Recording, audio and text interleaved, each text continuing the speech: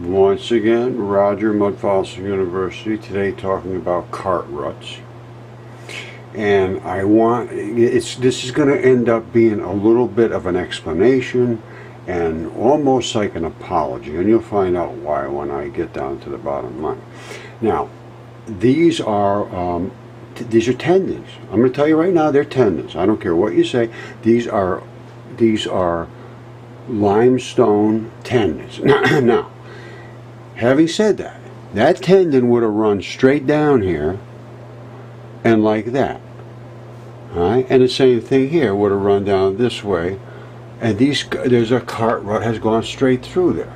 Now, or these two, this one here and this one, whatever, but they drove over these when they were wet, and this is the thing I couldn't understand. Now, so now here comes the apologies. Alex, I had a good friend Alex, who is he's very high up in the academics in Russia, I believe. Now we hadn't have any real close relationship because I can't really communicate much in Russian, but I felt he communicated to me, let me put it that way. He was working in Crimea on these cart ruts, and I was asking him about chemistry and so forth, and I finally said, these are tendons. He probably didn't realize that, and I didn't either. I got to be honest with you. I didn't say, "Oh, there's cart ruts running through them." But I could see them, and I just knew. I probably didn't say it the right way or whatever happened. Anyway, we haven't communicated for quite some time because I think he must have thought this guy's crazy. They're obviously cart ruts, and he was right. So that's my apology. If it was taken wrong, I did not mean to say that they were not cart ruts. I meant to say that they were tendons. Now, having said that, and then there's also Sam Ostrogovich or something like that. A long time. He does the stone balls, I think, and also the Bosnian pyramids. And again, I said, well, those are tendons. Well, they are tendons, but they use them for construction. So he could be 100% correct also. All right, so there's my apology there if he took it the wrong way. Because I said, I figured it out, or something like, I was bragging or something. But and so I never meant to intend that anybody was wrong about anything. All right, because there's always more to one thing than one thing. All right, so having said all that, let me go into something else. All right, this is down in Fuerte de Zapata, Bolivia. And these are obviously, anybody that has eyes can see those are tire tracks of some vehicle. And you can also see these patterns, which were, as you can see, they're impressed into this material that was wet or pliable minimum at the time this was doing whatever it was doing here. And this particular patterning was a support structure made so that this could do this job on this type of material and still be able to drive like tank treads. Now, what else do we see here? We see this. What is that? All right, you see that? What is that? They're cutting slabs out of here. Click, click, click, click. And you can see them all the way over here, too. So they're driving this thing, cutting, cutting slabs out of here. Well, why would they do that? Well, let's take a look. They were taking those slabs out of here when they were still moist. Obviously, there is absolutely no question about that. No question whatsoever. We could see the tire tracks. We could see it was a vehicle. We could see it was meant to be in this particular media. We could see on the edge it was cutting these slabs. We can see these slabs have been moved over to make these perfectly shaped walls. You can't put a dollar bill in between because they were wet, and they stacked them up and they just pushed them down. Simple as that. And these are from tendons. That is tendinous material. Tendinous material. And that tendon is, you see that the way this is set up here? And they run literally for extremely long distances. And I'll show you what that is. That's it right there. It's this tendinous material right here. You see that? And that is coming up, I believe, this Achilles heel. and that is all the tendinous fibers that would come up to service that, and they pull tight, and they have this fiber structure to them, and that's what we're seeing. And by the way, if you can see, it's hard to see, but you can see that little wrinkle right there. You see it over here? Let me see if I can get in where you can see that better. I don't know if you'll see it. The camera's not that good. But that little wrinkle right there, that is the abrupt transition. That's where they break. And I mean they break. If you knew how straight across that was, you would not believe it. But anyway, that's how it works.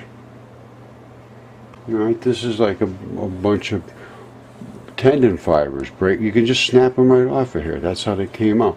When these were wet, and you see this is blood here. That's where blood was. The tendons don't use much blood, so you don't see a lot of it in here, but they have to have it here and there, and it lubricates all of these, because they have to move in and out like that all the time, because literally this is what it is in your body. This is the same stuff. It's literally CaCO3. It's calcium and minerals, but they're flexible. That's why there's all like little tiny squares all around here. You know, you see these little breaks? They will break everywhere, but there's one spot that is a transition spot. Now, and I'm sure this has got something to do with a transition all around that, but these are made in little tiny squares just like that. It's how you're constructed in layers. It's the craziest thing, but it's just true. Even brains are in layers. I'm telling you, I'm going to show you a brain. You'll flip out. Now, as far as, I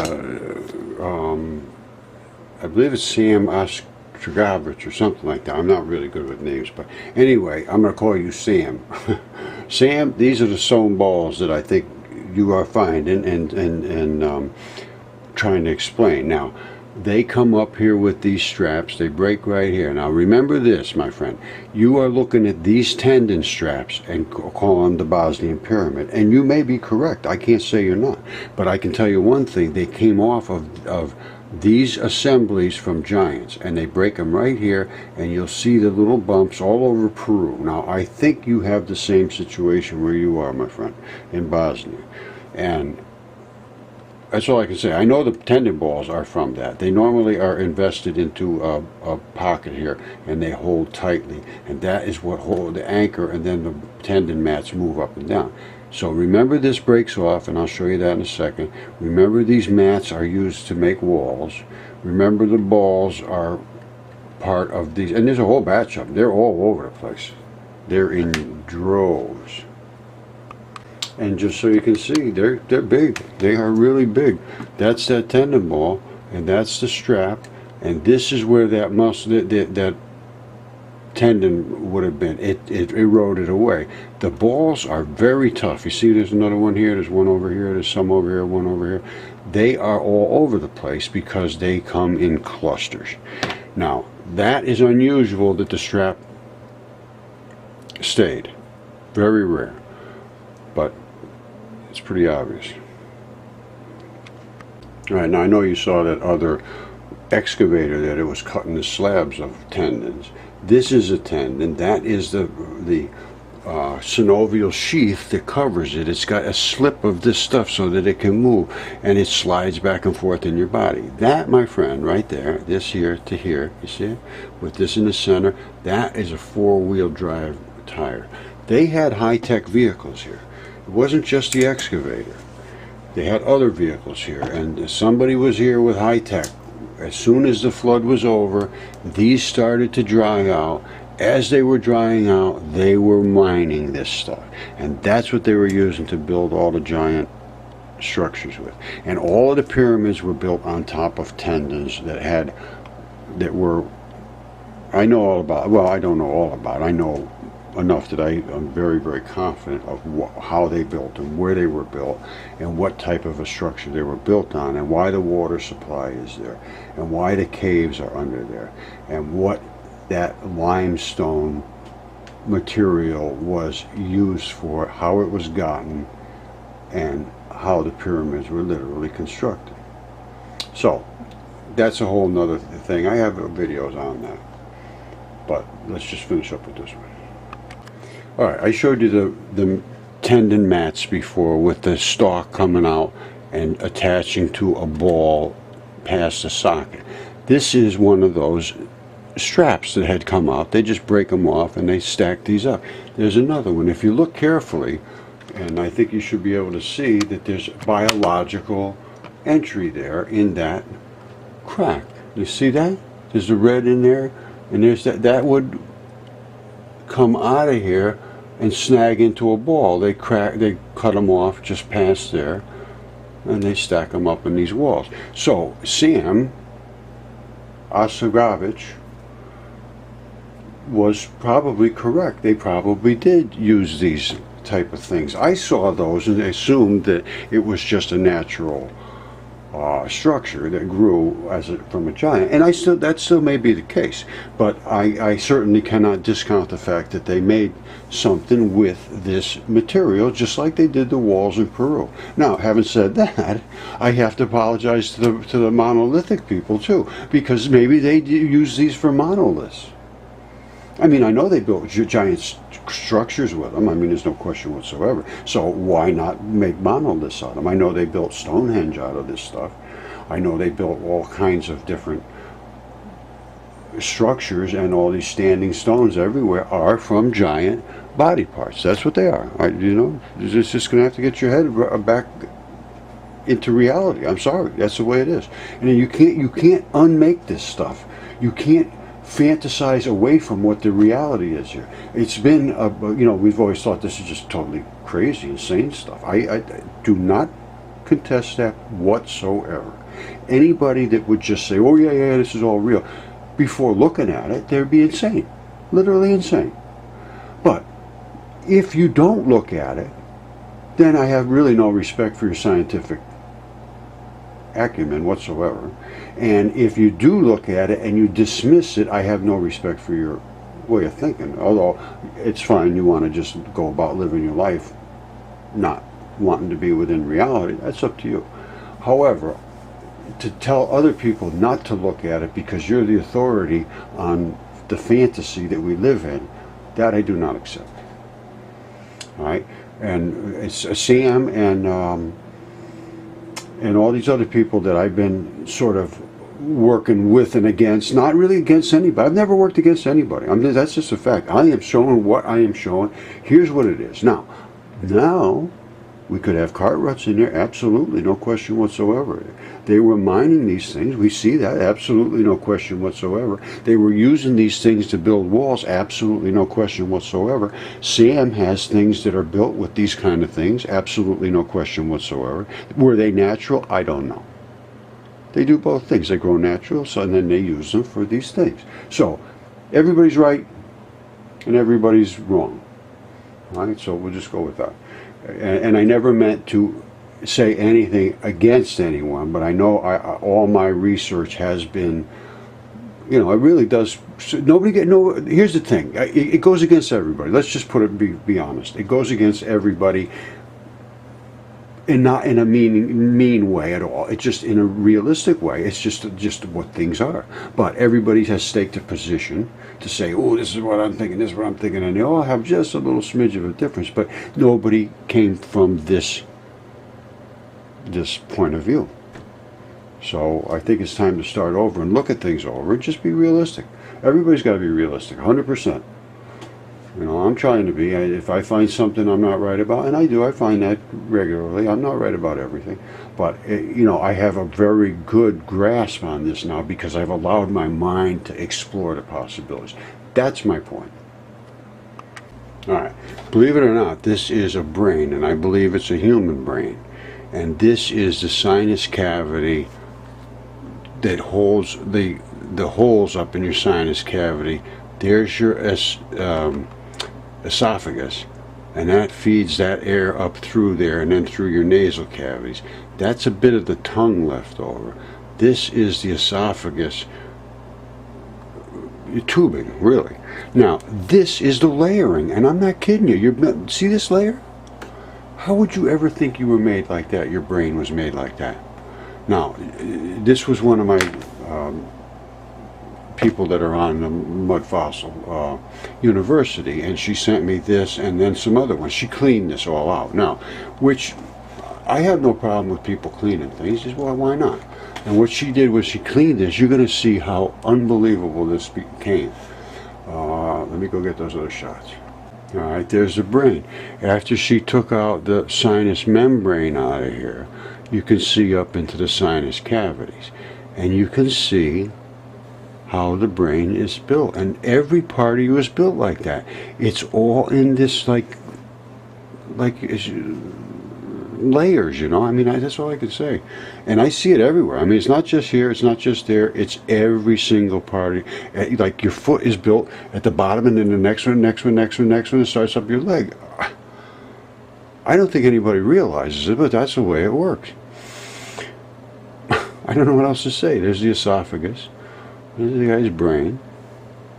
This is interesting. I don't know why that spot has this. That's blood, and I don't know. It's probably attaches to the to one of the. Well, I can see. Yes, now I can see the red, and down there you can't really see it, but there's the black. Okay, so you've got a vein and an artery. I believe that's what I'm saying.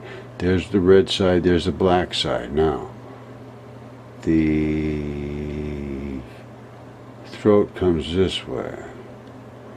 So this would be on the left side of your head. Let me look into this. Alright, I couldn't find anything about the blood, but there's obviously, I can see red and I can see black. So there's got to be a vein and an artery working here somewhere.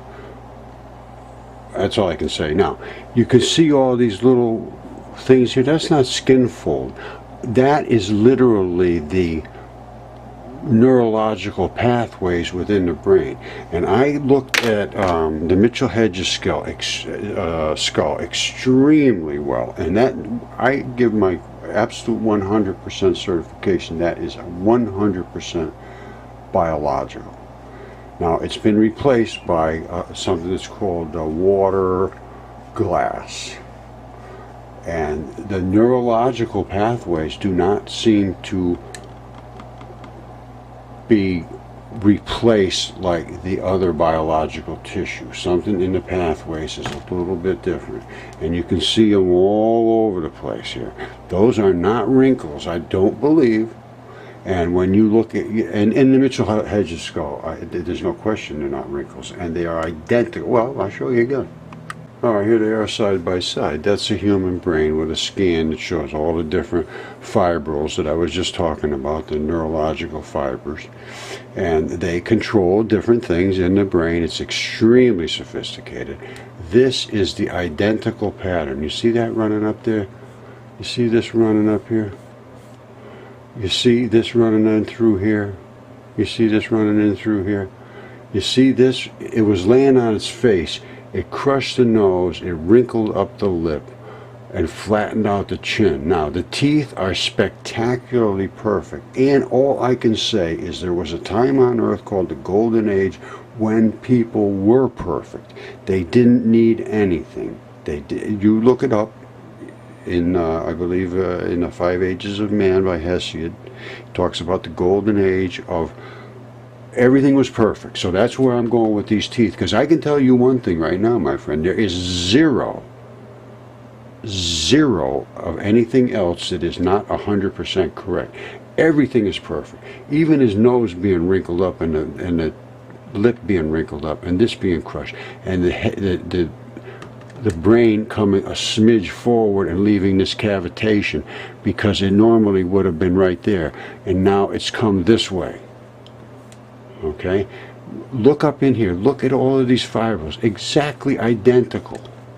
Look, I can't say it's nothing. Plus, I looked at these very carefully. I have other shots of this, and the eye cavities, and plus the chin, the jaw comes off of here. That jaw is articulated.